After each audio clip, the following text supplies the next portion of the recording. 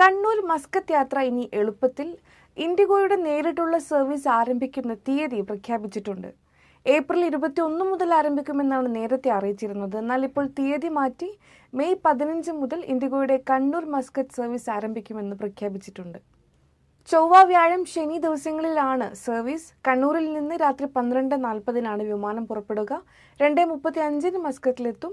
മസ്കറ്റിൽ നിന്ന് 3:35 വിമാനം പുറപ്പെട്ട് 8:30 കണ്ണൂരിലെത്തും. ഇങ്ങനെ ഒരു കൺവീനിയൻറ്റ് സർവീസ് യാത്രക്കാർക്ക് വലിയ ആശ്വാസം തന്നെയാണ്.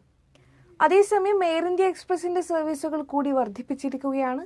ആഴ്ചയിൽ 7 സർവീസുകൾ എയർ ഇന്ത്യ എക്സ്പ്രസ് മസ്കറ്റിൽ നിന്ന് ആരംഭിച്ചിട്ടുണ്ട്. ഒരു ദിവസം തിരുവനന്തപുരം വഴി കണ്ണൂരിലേക്കും സർവീസ് നടത്തുന്നുണ്ട്. തിങ്കളാഴ്ച മുതൽ വെള്ളി വരെ മസ്കറ്റിൽ നിന്ന് ഉച്ചയ്ക്ക് 12:15 പുറപ്പെട്ട് വൈകുന്നേരം 5:10 കണ്ണൂരിലെത്തും. ശനിയാഴ്ച ഉച്ചയ്ക്ക് 12:35 പുറപ്പെട്ട് വൈകുന്നേരം 5:30 കണ്ണൂരിലെത്തും. ഞായറാഴ്ച രാവിലെ 10:30 മസ്കറ്റിൽ നിന്ന് പുറപ്പെടുന്ന വിമാനം ഉച്ചതിരിഞ്ഞ് 3:25 കണ്ണൂരിലെത്തും.